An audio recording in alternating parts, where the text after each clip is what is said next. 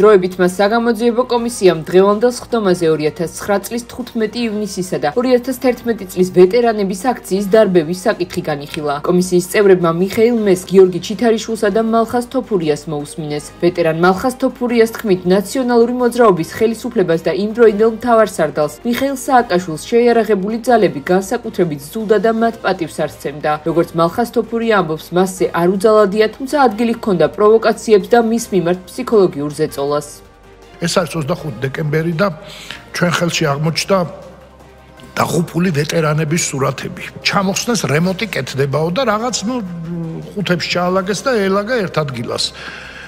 ეს რემონტის გაკეთდა ყველაფერი, მაგრამ აღმოჩნდა რომ ამ სურათებს აღარ ეღირსებოდათ ღირსეულ ადგილას და იდო ამ ყუთში, მაგრამ იდო ხო არავინ არ ერჩოდა. შემდეგ გამოჩნდა გვარდიაში ისეთი სარტალი, რომელსაც ეს სურათები ხუთებიდან ესე გადმოყარა, შუშებით, ჩარჩოებით, შუშებით და წიხლებით შედგა, რომ ესენი როდენდის უნდა მეყაროს აკო და ნაგავში წაკაძე გვარა. ვერავინ ხმის ამოღება ვერ გაბედა ერთი ოფიცრის გარდა, რომელმაც მოკრიფა ეს ისინი ჩავის მანქანაში ჩაალაგა. ჩვენ კაკაბაძეზე გქონდა ოფისი. ვინ იყავით თქვენ? გია ყარყარაშვილის ვეტერანთა ლეგიონი იყო და ლეგიონის ოფისში მოიტანა. ერთხმად შევთანხმდით, რომ წავიდეთ დავსხდეთ საშიმშილოდ და ვიღაცა გამოგვეხმაურება და დასჯიან ამ ავაზაკს, გათენდაო 3 იანვარი. ვერც ერთი კადრი ვერ აიღეს, ესე ვთქვათ, ჩვენი საბარწყინო საქციელის, ან ნარკოტიკების, ან რაღაც დალევის თუნდაც, იმიტომ რომ შიმშილო. ვიგვიყვანეს კაპეზეში ერთი ღამე, ტრადიციულად გაგვასამართლეს და აქ მოხდა სრულიად გაუთვალის, ბომბის გავარდა იყო ნაციონალური მოძრაობის თავზე. მოხდა ისეთი რამე, რომ იქ ალბათ გაგხვევდნენ ცემაში, მაგრამ არაფერი, რაღაც კარგად ავართ ყველა. ჯონ ბას გაუკეთებია განცხადება, რომ ეს რა ჩაიდინეთ თქვენ, როგორ ადამიანს, რომელსაც ამ საელჩოს არასოდეს 26 მაისი არ გაუპროტესტებია, მე 7 ნოემბერი არ და ეს იყო ნაციონალური მოძრაობისთვის, მათთვის უწმინდესი ადგილიდან წამოვიდა შენიშვნვადან წაიშინეს თავში ხელები, იმ წამსვე ყველანაირად რბილად რა ხო კიდევ იძახი. მეორე დღეს სულ ყველა მიუხედავთ იმისა, რომ სხვა ჩვენს ვითხოვთ 400 ლარიანს, ძალიან გვიჭირდა ეკონომიურად სულ ყველას რა. გვირჩევნია ჩაგვსვათ რა, მაინც 400 ლარიანები მოგვისაჯეს და გამოგვიშოს გარეთ. და თან ისე რომ იბრძანდით და საოცრება რა, ესეთის დილობიანი პოლიცია დედამიწაზე მგონია რომ არ არის. პირველი გაправება როგორც ადესო ზონდერებს რატო ვაცემინეთ ვეტერანები ჩატარდა ნაციონალური ერთ-ერთი ნაციონალის გთხოვთ გვარს თხოვთ დავასახელო. ჩატარდა თათბირი და უნდა ითქვასო რომ მოდიო იმიტომ ვაცემინეთ ზონდერებს ისენიო ვეტერანებიო რომ ეგენიო მემორიალს აშარდავდენო. ნაციონალებს შიგნითაც კი გაუჭიდათ ვინ იტყვის ამასო რა და ორადორი კაცი გამოდგა ესეთი რა. მეზობლები არიან ერთმანეთს სხვა ჩვენს ბალავაძე ესეთი დეპუტატი იყო და ნუგზარ ციკლაუ.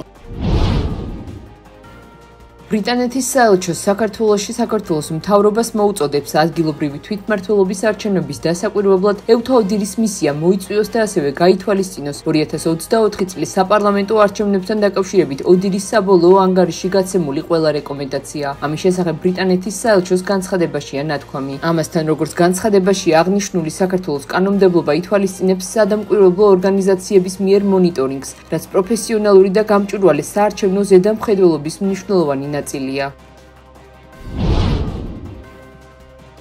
ფიქრობთ, ზედმეტი იქნება ევთაოდირის დატვირთვა ჩვენი თვითმმართველობის არჩევნებით. ამის შესახებ პრემიერ-მინისტრმა ირაკლი კობახიძემ ჟურნალისტებს განუცხადა, რითაც გამოეხმაურა საქართველოში ბრიტანეთის საელჩოს განცხადებას, სადაც ისინი ხელისუფლებას ადგილობრივი თვითმმართველობის არჩევნების დასაკვირვებლად ევთაოდირის მისიის მოწვევისკენ მოუწოდებენ. როგორც კობახიძემ აღნიშნა, გარკვეული ქვეყნები გამონაკლისებს უშვებენ, თუმცა სტანდარტული პრაქტიკის მიხედვით მხოლოდ საპარლამენტო არჩევნებზე ხდება ხოლმე ევთაოდირის მისიის მოწვევა.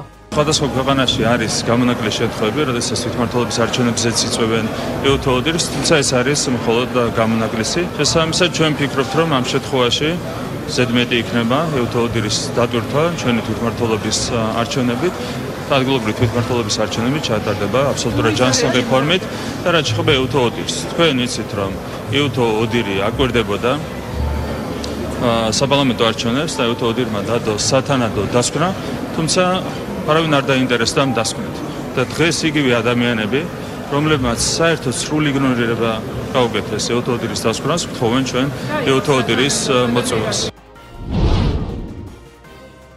ახლა ირანის შიდა უსაფრთხოების შტაბ-ბინა გავანადგურეთ. ამის შესახებ ინფორმაციას ისრაელის შინაგან საქმეთა მინისტრი ისრაელ კაცი ავრცელებს. ახლა რეჟიმის მთავარი რეპრესიული საშუალება ირანის შიდა უსაფრთხოების შტაბ-ბინა გავანადგურეთ. როგორც დაგკვირდით, ჩვენ აიათოლას რეჟიმის დაბომბვას ყველგან გავაგრძელებთ, სადაც ეს საჭირო იქნება, წერს ისრაელ კაცი სოციალურ ქსელში. მანამდე ისრაელის თავდაცვის ძალებმა განაცხადა, რომ თეირანში ირანის სამხედრო ობიექტზე საჰაერო იერიშებს ახორციელებდა.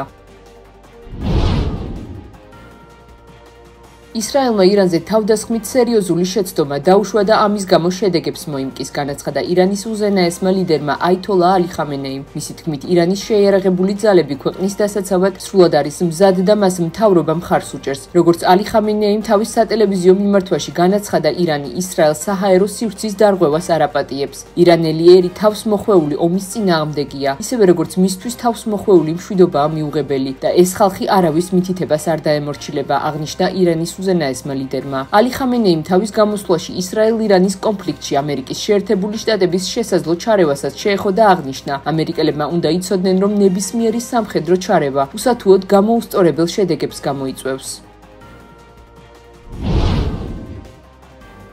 ევროკავშირის უმაღლესმა წარმომადგენელმა საგარეო საკითხებში კაია კალასმა განაცხადა, რომ უკრაინისთვის სამხედრო დახმარების გაგრძელება აუცილებელია, რადგან რუსეთი ევროკავშირს ემუქრება. ინფორმაციას გარდიანი ავრცელებს. გასულ წელს რუსეთმა თავდაცვაზე მთლიან ევროკავშირზე მეტი დახარჯა. მიმდინარე წელს რუსეთი თავდაცვაზე, ჯანდაცვაზე, განათლებაზე და სოციალურ პოლიტიკაზე ერთად აღებულზე მეტს ხარჯავს. ეს ხანგრძლივი აგრესიის გაგრძელების გეგმაა, თქვა კალასმა. ევროკავშირის უმაღლესმა წარმომადგენელმა უკრაინას ევროპის დაცვის პირველი ზღუდე უწოდა და აღნიშნა, რომ რუსეთის წინააღმდეგ სასანქციო პოლიტიკის შენარჩუნება აუცილებელია. უკრაინისთვის და ჩვენი უსაფრთხოებისთვის მეტი უნდა გავაკეთოთ. ჩემი მეგობრის ნატოს გენერალური მდივნის მარკ რუტეს ციტირებას მოვახდენ. თუ ჩვენ მომავალში უკრაინას არ დავეხმარებით, ყველას რუსული ენის შესწავლა მოგვიწევს, აღნიშნა კალასმა.